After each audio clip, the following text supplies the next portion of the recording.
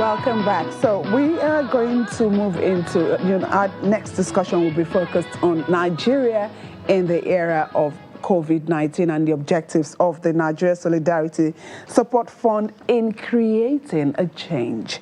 We have with us this morning the chairman, Nigeria Solidarity Support Fund, Mr. Babatunde Folawiyo. He joins us from Ikoyi via Zoom. Thank you so much for being here. And Great also, to be here. Thank you very much. Yeah. And also the co-founder and Chief Policy, Impact and Government Relations Officer at Global Citizen, Michael Shedrick. He joins us via Zoom also from New York and the United States. Good to see you. Good to see you too. Thanks for having me. Okay, let me quickly start with Mr. Folawiyo. So the mission of the Nigeria Solidarity Support Fund is to vaccinate 1 million Nigerians by 2022. How do you intend to do that? Thank you very much indeed for having us. First thing is that the mission of the NSSF, as we call it for short, is not actually to vaccinate 1 million people. That's the immediate mission. Our overall mission is to prepare, first of all, strengthen the healthcare systems that have been under serious assault by this COVID pandemic, to also help and support the most vulnerable Nigerians, who are the ones who have been hardest hit by this pandemic. And thirdly, to reskill and retool the Nigerian youth for life post-COVID, because it's clear that life will not be the same after COVID, and we need to strengthen those skill sets to approach life after COVID. But as part of that whole initiative and the mission, if we feel that the immediate requirement right now is to vaccinate as many people as we can. And we know the major efforts that government is making. We see them, we feel them. But we also know that the government needs help. And we are offering ourselves to help. And of course, you can't succeed in anything unless you have a target. And our target is to, within the next few months before the end of the year, try and see if we can assist in at least vaccinating 1 million people. We hope that there'll be tens of millions vaccinated, but at least we've set ourselves a target as to what we feel we can do. Okay. Now that you have told us what your goals are, let me go back to the question she asked you. So one of your goals is to vaccinate 1 million people. How do you intend to do it? Okay. Very, not simply, but the idea is we believe that cooperation is the best way of making achievements. And therefore, we are partnering and we're in discussions with the National Primary Healthcare Development Agency, who have been at the forefront of this.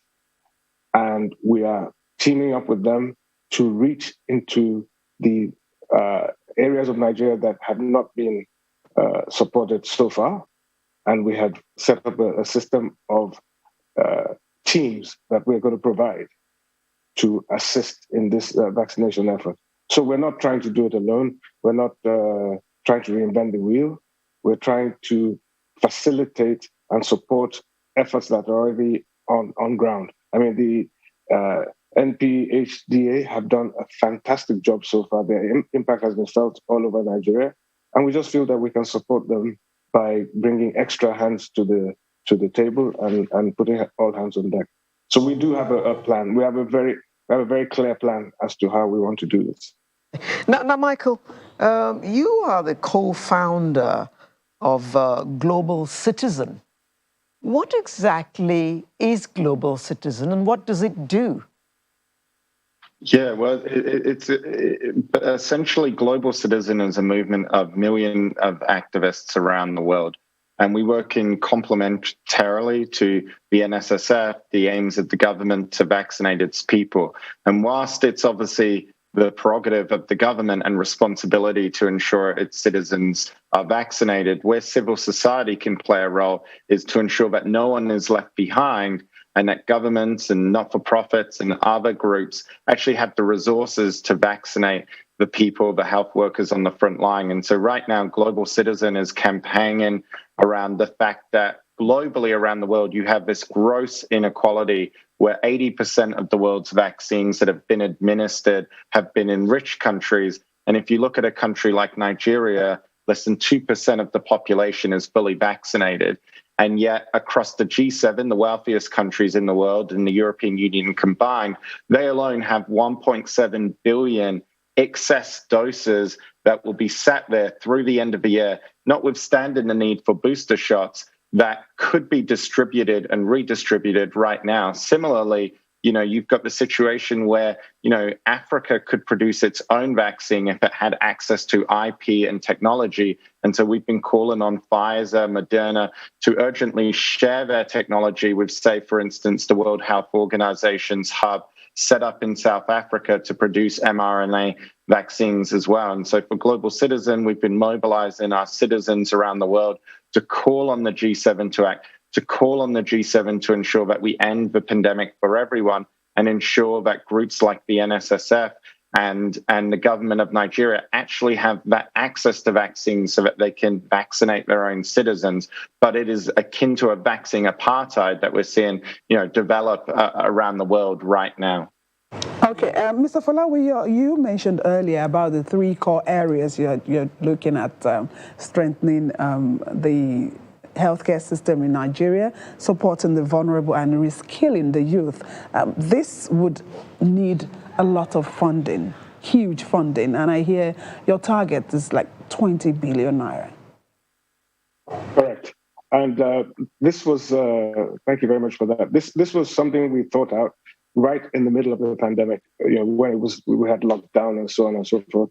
And the idea at that time was that we recognized that some great initiatives were taking place to ameliorate the immediate situation then, building centers and isolation centers and so on. But we also recognized quickly that coming out of this thing, whenever we do come out of it, there will be a great demand for those issues I mentioned. And so we focused ourselves on trying to be there when the world is coming out of this pandemic and Nigeria is coming out of this pandemic.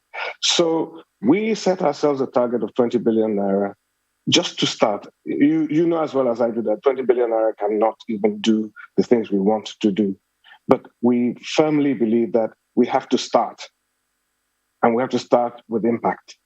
So we are, of the 20 billion, we've already raised 20 billion, which we roughly put at $50 million at the time. We've already raised $2.4 million without really we haven't gone out effectively. But we do believe that we can raise that money because we're not targeting any particular individual or group. We're targeting the whole of Nigeria. We're targeting everybody who has interest in Nigeria. 50 naira we will take, 100 naira we will take, and we'll also take 100 million and we'll take $1 billion. All we're trying to say is that for every well-meaning Nigerian, it's time to stop saying government can do everything. It's time to stop saying other people can do it. What can we do? We will give the same recognition to somebody who gives us 50,000 naira or 50 naira as we will to somebody who gives us 50 million naira. It's just saying that, look, if we all club together and we all come out to do the very little that we can do, we have 200 million people. Let's say, 50 million of those are earning. Is it too much to ask for 1,000 naira from 50 million people to help our country?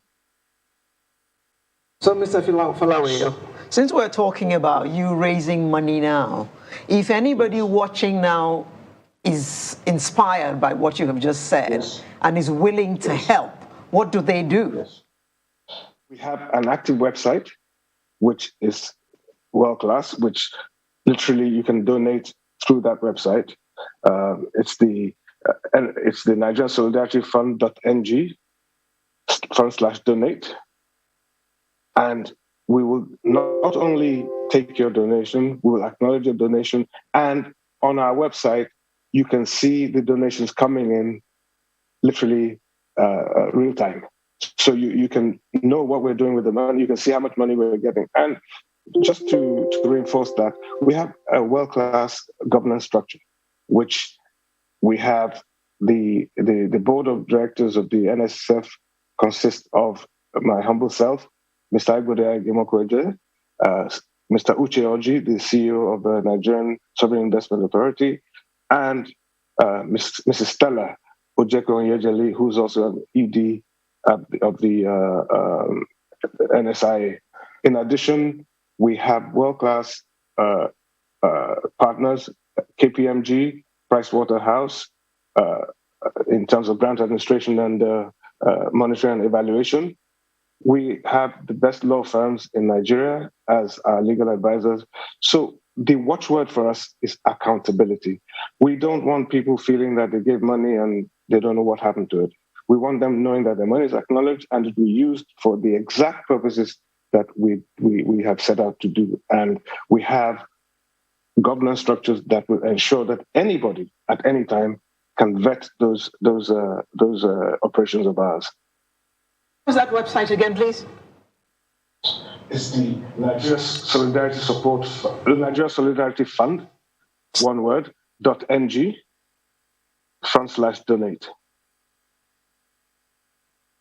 Actually visited that site and I saw that so far, as at the time before this program started, you had 1.01 billion naira donated by 53 people.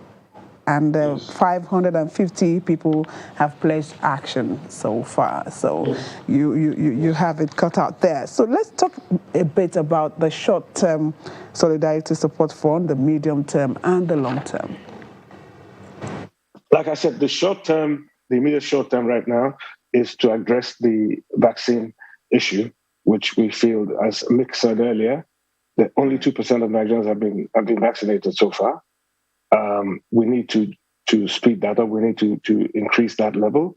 And what we're trying to do is to say, in bite-sized speed. We're not the only ones doing this. There are also other organizations doing it. But we say, okay, if we can do 1 million and 10 other organizations can do 1 million each, and not to mention what government is doing already, very quickly we can actually increase that level of vaccination in our society. So that's the first priority, because as everybody knows now, we're going to enter into a situation in the world now where they're going to be the vaccinated and the unvaccinated. And you will probably not be able to do much in this world if you're not vaccinated. That's just from the logistical aspect of things, but also from the health aspect. We don't know which variants are coming. We don't know what else is happening. And quite frankly, the level of vaccination in our society the indices are very low. And so we need to increase that rate, because otherwise we might be even more vulnerable to waves and waves of this virus. So that's the short term. Medium term is to also continue working with partners to raise the awareness about the post-COVID world. And how do we face that post-COVID world? The medium to long term, strengthen our healthcare facilities. They've been under serious assault by this pandemic period. Let's strengthen them. Let's help government in areas that they've already approved but they can't finish, and deepen the availability of healthcare to every Nigerian. And this goes as part of also the whole global citizen effort that we've been making over the last couple of years. But the final thing is the long term is to see that it is clear from what we have seen, and your earlier segment I was watching with interest, is that technology is going to be key. We need to reskill our youth. The digital world is upon us. Creativity, art, entertainment. We need to give our youth those tools to be able to flourish. And so that's our long-term objective, that whatever we can do, and like I keep saying, we're not a messiah or anything like that. We're just trying to do our own little bit. And we believe that if everybody does their own little bit, at least the communal effort will yield some good results. Mr. Sheldrick, Global Citizen is planning a big event in Lagos. Can you tell us more about that?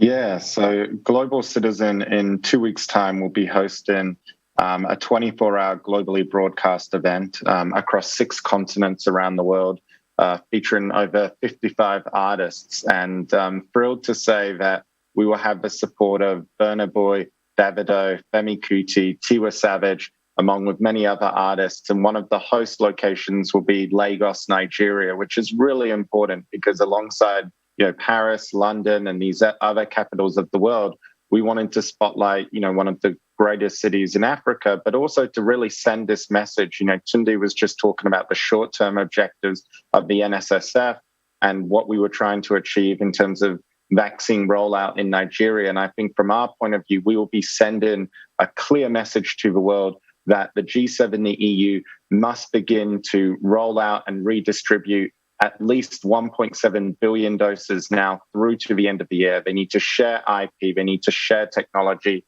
and get people to step up. And hopefully this will also promote the work of the NSSF, rally partners behind to support their goal of vaccinating at least 1 million people. But our hope is that as a result, governments will step up and immediately redistribute those doses now, because what we're seeing is tragic. And as Tunde mentioned, we're seeing the scenario of the vaccinated versus the unvaccinated. And as society continues to progress out of the pandemic, we will have this issue of this vaccine apartheid beginning to emerge around the world, which is just unfair and unacceptable. Mr. Sheldrick, I know that you may have heard of vaccine nationalism, where countries who are producing these vaccines, they keep more than enough for their people, and other countries, they have the monies in their hands, yet they can't get this vaccine. Is there any role Global Citizen can play in the case of Nigeria so that even if we have the money, we can get the vaccines here?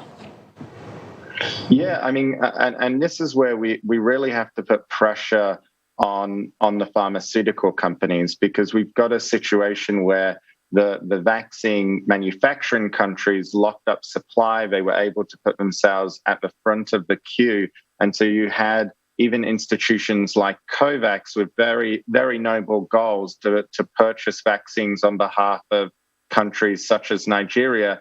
COVAX was put at the back of the queue. And so really, the best way we're going to address this challenge in the medium to long term is to actually increase the ability of countries around Africa to produce its own vaccines, because it's not just a question of money, it's a question of intellectual property. It's a question of having access to the technology. And at the moment, the World Health Organization worked, say, for instance, in South Africa to set up this hub to act as a transfer hub in order to access mRNA technology. And all Pfizer and Moderna have to do is partner with it, support it so that they could produce vaccines themselves, for around the continent. So it's really a question of supply right now. And we still have this production bottleneck.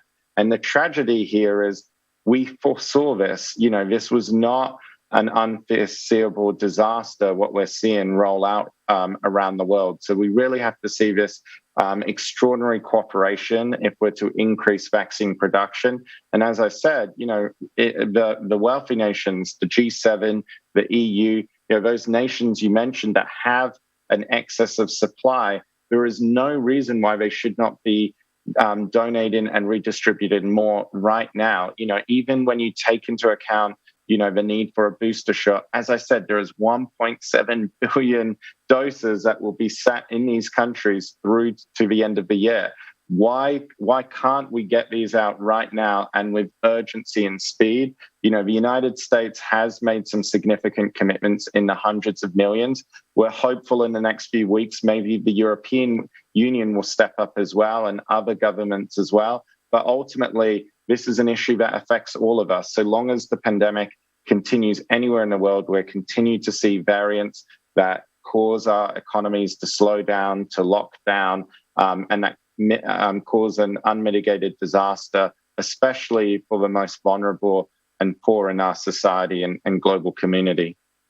Okay, Mr. Falawaya, what role is Lagos State playing in this big event you have coming up?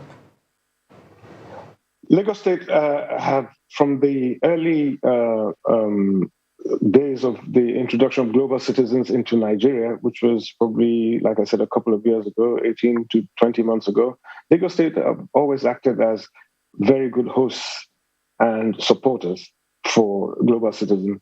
His Excellency Governor Jide Sanwo-Olu, from the minute global citizen showed interest in Nigeria, has been at the forefront, and he understood the mission, and he has been very, very active in facilitating and giving support for whatever requirements the organization has for holding a concert here. But more importantly, also that it was COVID that actually caused the disruption, because we had support from the federal government, starting with the vice president and the foreign minister and information minister.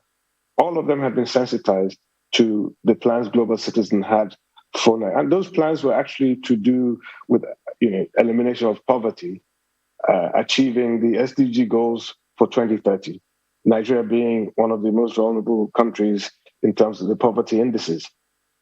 So this was started long before COVID came, and COVID just disrupted our plans, but also, in a funny way, sort of gave credence to the mission we had, which was, again, to alleviate poverty and help the most vulnerable. We just had to pivot to address the immediate issue, which is COVID. But that immediate issue seems to be becoming a medium and long-term issue.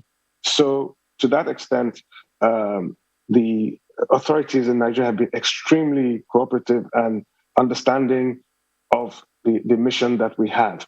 So NSSF was a child born out of necessity when COVID hit. And of course, having had the background with global citizens, it was easy to adopt that template and adopt it to fight the immediate problem. And by the way, one other thing we're very sure of at the NSSF is that it's called the Nigerian Solidarity Support Fund for a reason. We believe that having set up this template, any other natural disasters, any other issues that have national significance, we can quickly address by populating and pivoting our template.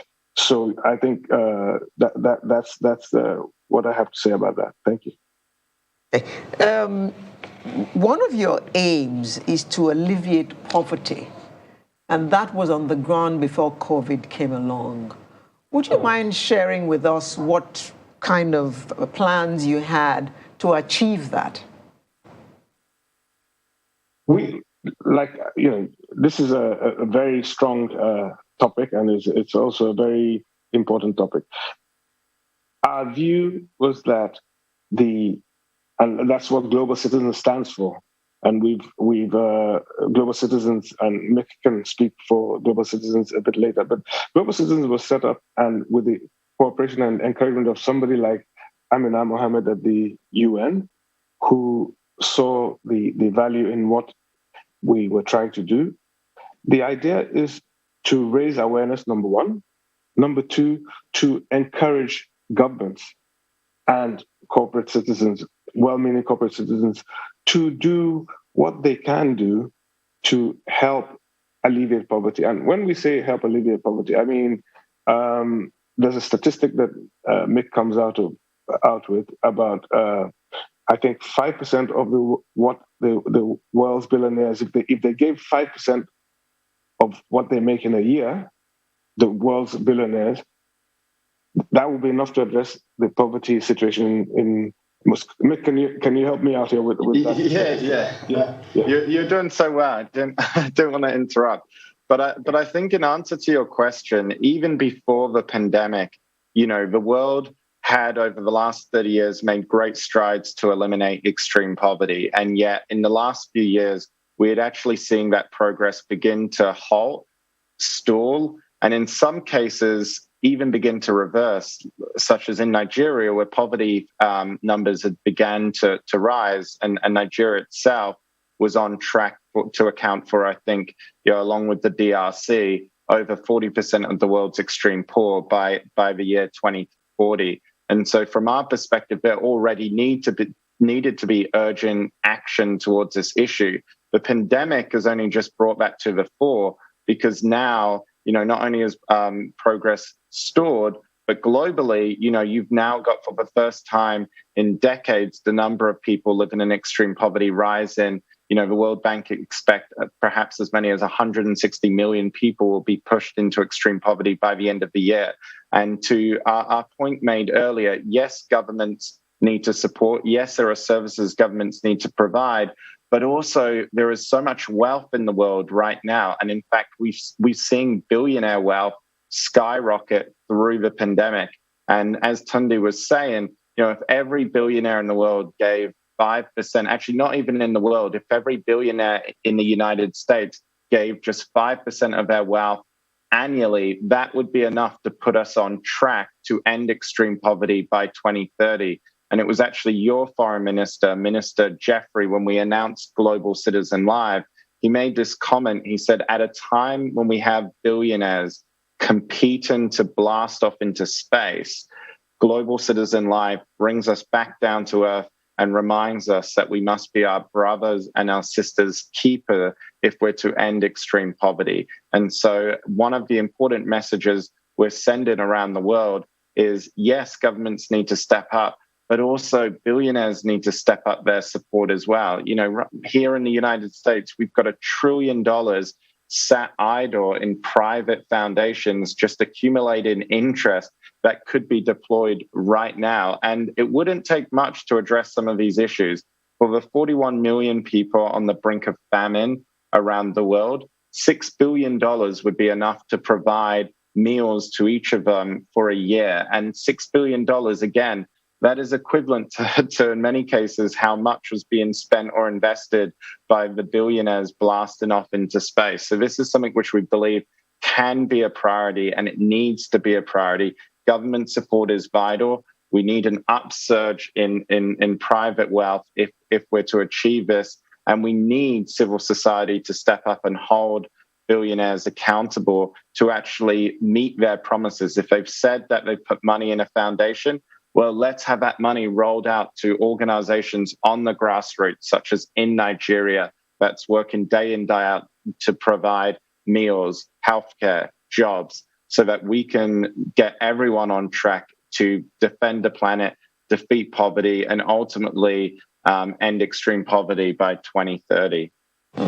Before we wind down on this, which will be in a couple of minutes now, let's talk a bit more about the Global Citizens Live event. So it's going to happen later this month or in October, you mentioned earlier?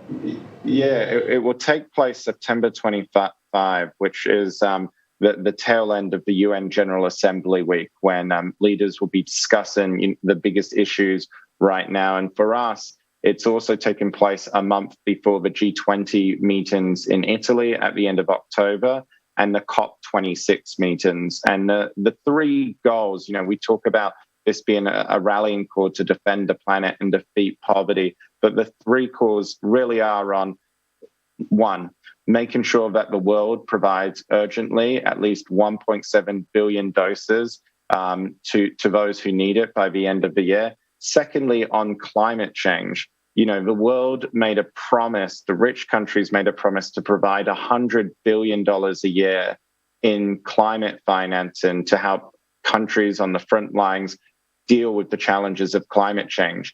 And yet those promises are not being kept. And it's just not fair, because you look at Africa, which accounts for less than 4% of global emissions. They weren't the ones that caused the climate change impacts that we're seeing right now. And yet, they're being asked to step up. And those countries, the wealthy countries that promised support, haven't kept their promise. And the United States is one of the worst offenders in this regard. So we'll be sending a message that, look, we have to step up ahead of COP.